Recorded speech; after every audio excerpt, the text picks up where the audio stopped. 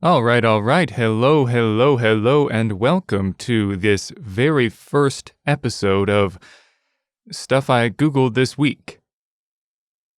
Anyway, this is the weekly podcast show where I talk about stuff that I Googled this week. I'm a pretty curious person, but I'm also a pretty ignorant person.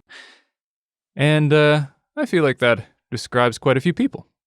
So I figured, while I look things up during the week, I'll just make a note of it, and then record it for all you lazy schmucks who don't want to look things up for yourself. And then, by the end of the year, I'll have learned a whole bunch of stuff, and hopefully you will have too. This is actually take 2. The first time I did it, super high energy, and it would just be unsustainable.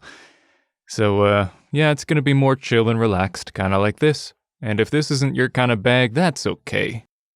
You know, there are a lot of high-energy podcasts you can listen to. Those aren't personally my cup of tea, so I have no ill will if this is not yours. Just please don't go into the comments and say, "Oh, you're so boring, I hate you." That's annoying. Just find something you do like. Anyway, let's start. The first thing I looked up this week is couscous versus quinoa.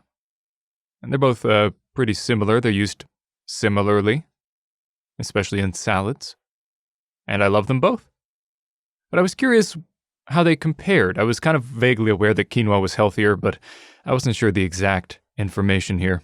So let's find out. Couscous is closer to a pasta. It's made of semolina wheat flour, so it has gluten, whereas quinoa is a seed of the goosefoot plant and related to spinach, and it's gluten-free. In terms of nutrition, if you want the healthier thing, it is quinoa, it turns out. Couscous is lower in fat and calories, whereas quinoa has more protein and fiber. So in terms of comparing the two nutritionally, in 1 cup of each, there are 36 grams of carbs for couscous compared to 39 grams of carbs in quinoa, 6 grams of protein in couscous compared to 8 grams of protein in quinoa, 0.3 grams of fat in couscous compared to 4 grams of fat in quinoa. That's pretty significant. 2.2 grams of fiber in couscous compared to 5 grams of fiber in quinoa. That's quite a big difference as well. And then 176 calories for couscous and 222 calories for quinoa, so about a 50-calorie difference as well.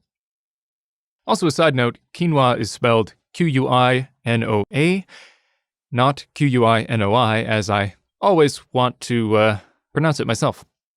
The more you know.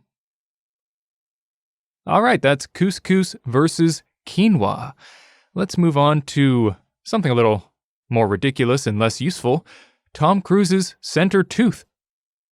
Yeah, this is information that will serve you literally nowhere, but I looked it up and I thought it would be kind of neat because I thought it was kind of weird. So yeah, it turns out, I think I was listening to Armchair Expert, the Dax Shepard podcast. It might have been a different one, but I think it was that one. And they were talking about Tom Cruise having a center tooth. And I looked it up and he totally does. It's like almost exactly in the middle. Now, I'm not sure if he's had it changed recently. He's had a fair amount of dental work, so, you know, it could be that it's been fixed. I don't care to look into it that much because it's kind of pointless information. But yeah, if you look it up, it looks kind of weird. He's still a very handsome and very freaking crazy man, and Scientology is still, you know, harmful. Anyway. Next, this one actually is a little more useful, and it's something that I've wondered for ages and ages. Why do people wear sweatshirts and hoodies while working out? It always seemed counterproductive to me, because when I'm working out, if I wear heavy clothes, I can't work out as long, which actually is kind of true. So there's a myth that some people believe that it helps you lose weight because it makes you sweat more. Now, this is kind of true very, very short term because you lose a lot of water weight. This is why athletes, you know, drop weight right before, say, a fight in UFC or boxing or something like that. Or in my case, right before rowing, because I was about a head taller than everybody else in my group, so I had to lose a lot of weight to get down to the proper weight. So yes, wearing a sweatshirt will make you sweat more, and it will make you lose a lot of weight in the very short term, but that's water weight and you'll just drink it back up. So if you're looking to lose weight in the long term, that won't make a difference. But it actually can make your workout more intense, because when you're warmer, then your heart needs to beat faster to keep your circulation going and to keep your body cool. So wearing this sweatshirt makes your heart go faster, so the same run will cause your heart to feel more exercised.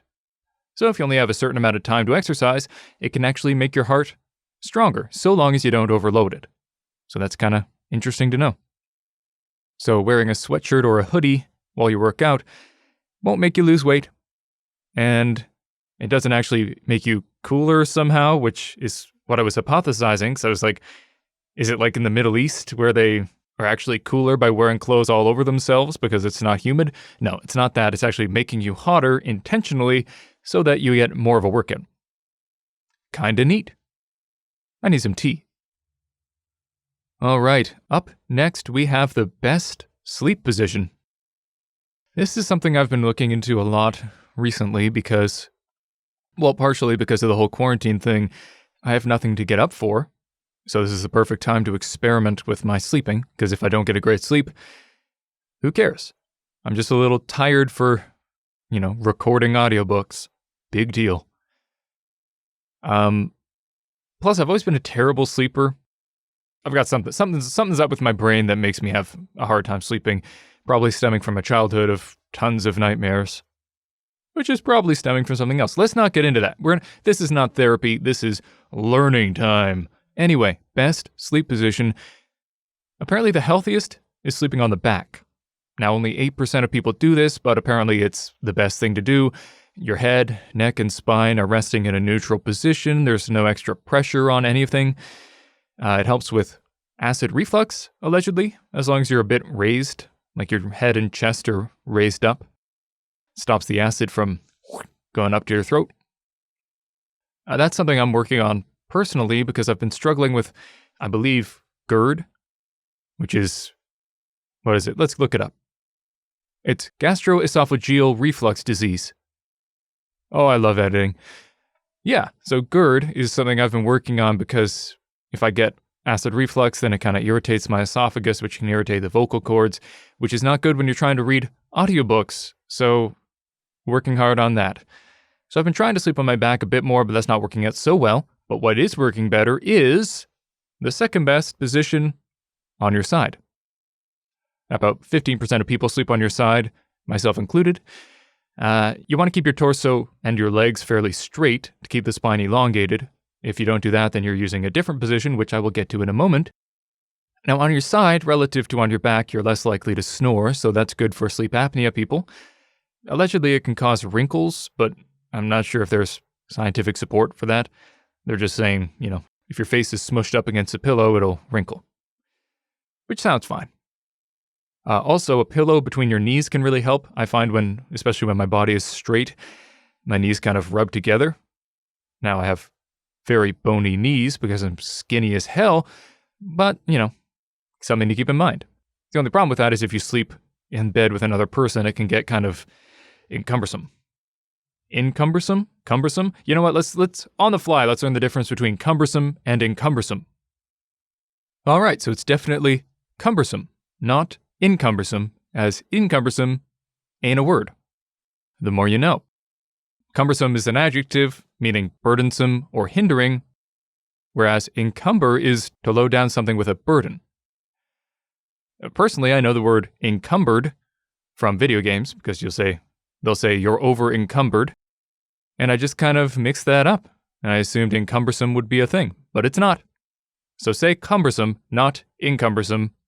That was to do with having a pillow between your knees, which means it's back to sleep positions. So we already talked about sleeping on your back. That's the best position, and on your side, all straight, is the second best position. The third best is fetal position. So obviously this is also on your side. About 41% of people do this.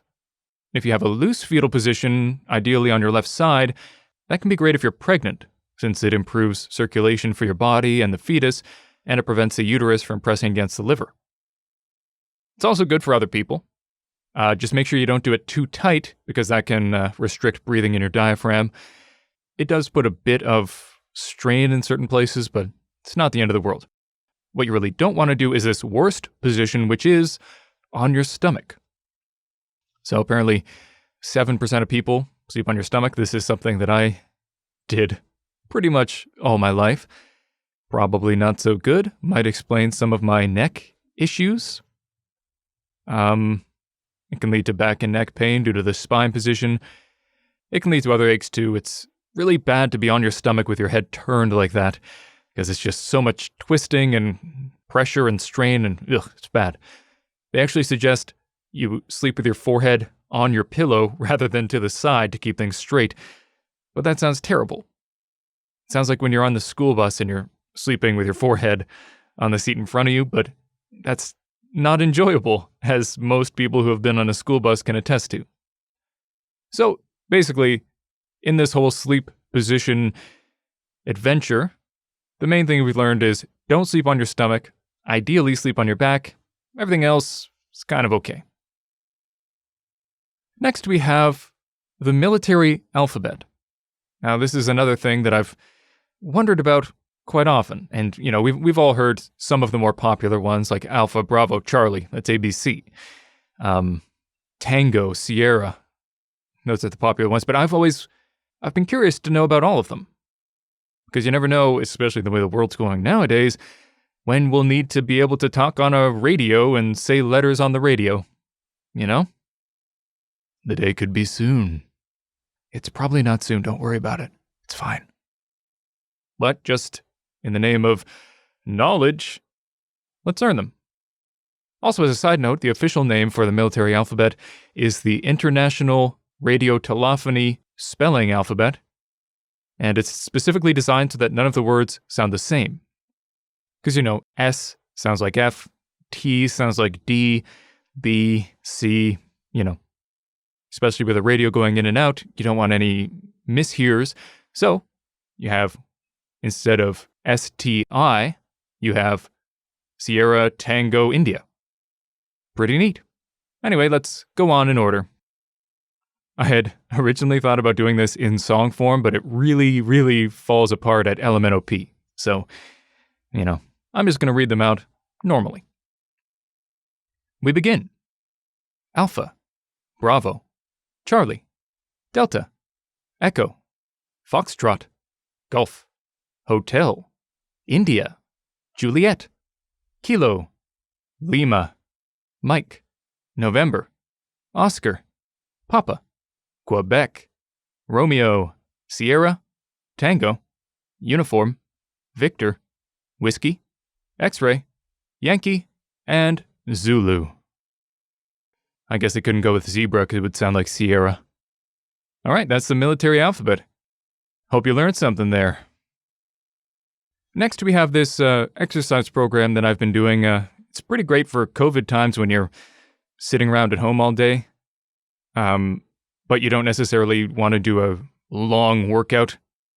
You may not have or you may not want to spend an hour and a half working out specifically, but you want to just drop and do some push-ups every so often. And this is pretty great. It's called the Evil Russian Push-Up Program. So as I said, rather than doing, 4 sets of 10 reps of various exercises over a short period, in this case, you're doing a set of relatively low reps every hour or so. And it's all based on your 100% test. So I'll go over it now. It's a 2-week program, by the way, but you can just continue after the 2 weeks if you so wish. Week 1, day 1.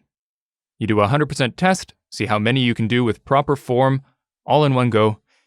And then for the rest of the day, every 60 minutes, you do 30% of that test. So if you did 10 push-ups, you would do 3 every 60 minutes. Or if you did 20 push-ups, you would do 6 every 60 minutes. So day 1, 30% every 60 minutes.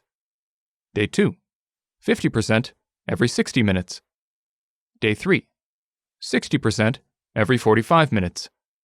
Day 4, 25% every 60 minutes. Day 5, 45% every 30 minutes. Day 6, 40% every 60 minutes. Day 7, 20% every 9 minutes. So that's the first week done. In week 2, On the first day, you do a 100% test. That just lets you see how far you've come. Probably won't change hugely, but you might have a bit of a change. And then it's 35% every 45 minutes. Day 2, 55% every 20 minutes. Day 3, 30% every 15 minutes. Day 4, 65% every 60 minutes. Day 5, 35% every 60 minutes. Day 6, 45% every 60 minutes. And day 7, 25% every 2 hours. They really taper off near the end so you can do your test good and strong. And after day 7, on day 8, you test again, and you see how far you've come. And it's probably pretty darn far. I remember I did this a long time ago, and it actually worked really well.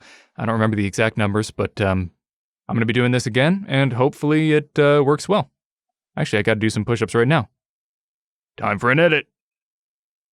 That was good. For what it's worth, my 100% test for this time was 18, which doesn't sound like a lot, but I was doing them very slowly, like very controlled and really feeling it at all moments.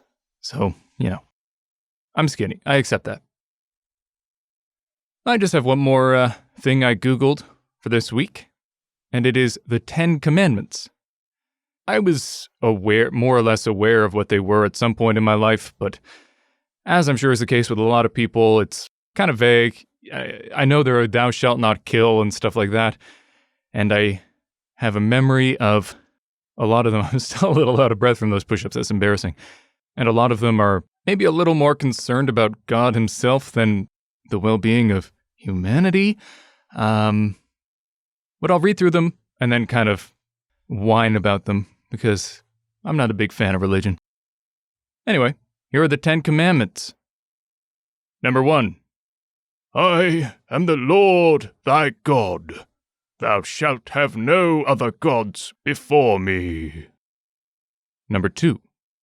Thou shalt not make unto thee any graven images. Number 3. Thou shalt not take the name of the Lord thy God in vain. Number 4. Remember the Sabbath day to keep it holy. Number 5.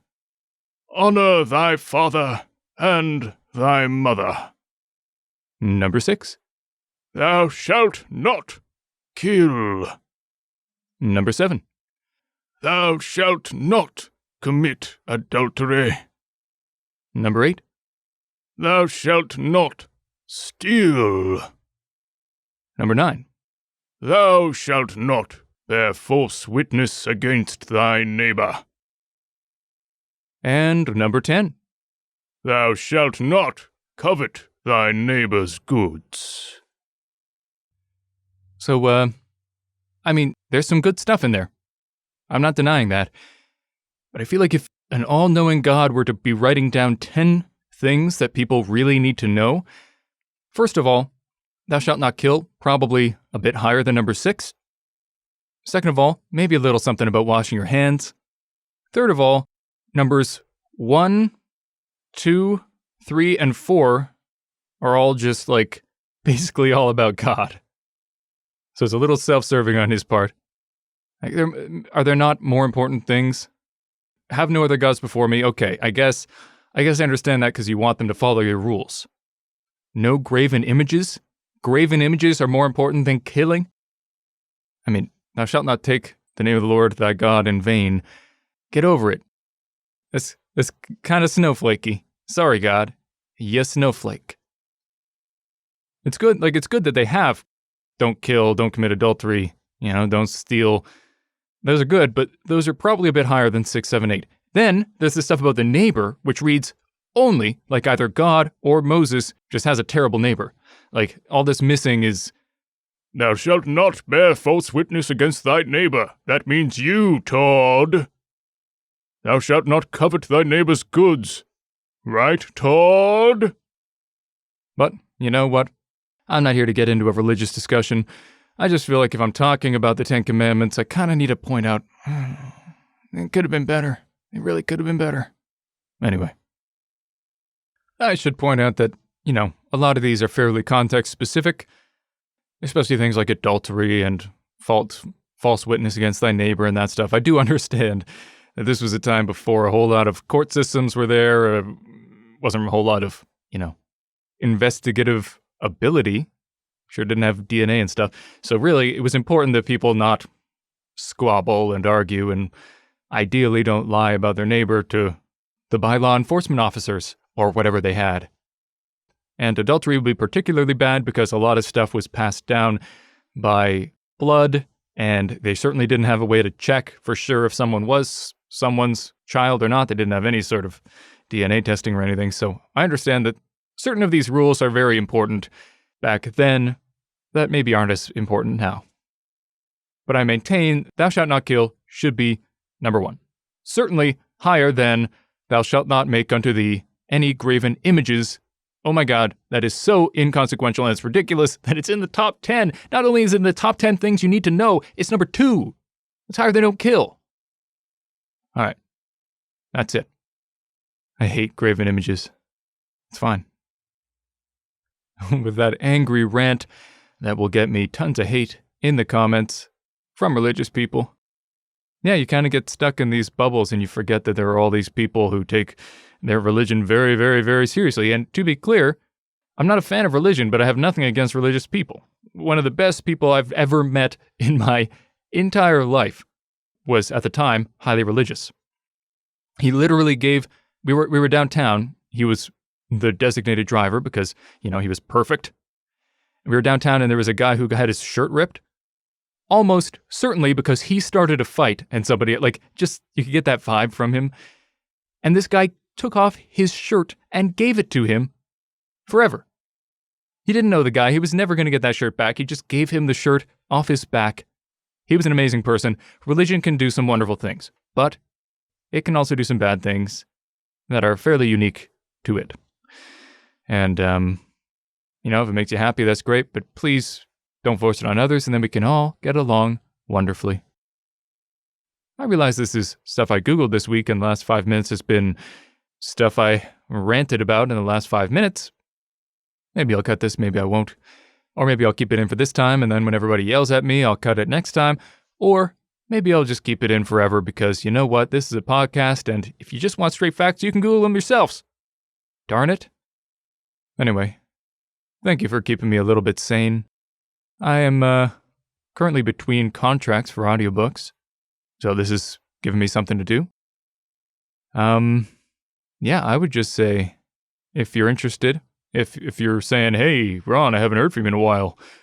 Also, I talk like this. I don't know why, but, I don't know. I don't even know what voice this is, but, hey, I haven't heard from Ron in a while. What kind of stuff is he doing right now? Well, I'm making audiobooks. Whoa, what kind of audiobooks? Well, they're kind of a lot of fantasy stuff. My most recent installment was Melee Mage, which was book 2 of the Misfit Mage series by Michael Taggart.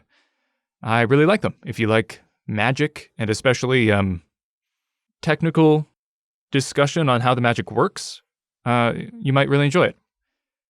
I find it really interesting. It's a very unique take on magic. And it's definitely slower than a lot of fantasy stuff is, but it's very interesting. And I like it. Although, at this point, I've read through it 4 times, so I'm so sick of the story as I am with every story that I read. Hey. But I think you'll like it. Anyway, that's it for this week. Thank you for making it all the way through, even after that rambling on religion that nobody cared about. But, yeah, I appreciate the view. If you liked it, thumbs up and subscribe. Or if you're listening on the podcast, you can rate the podcast. I don't even know if I'm going to put this on podcast or not, but I might. Anyway, until next time, hope you learned something. I certainly did. And let's keep on learning together. Later, Gators.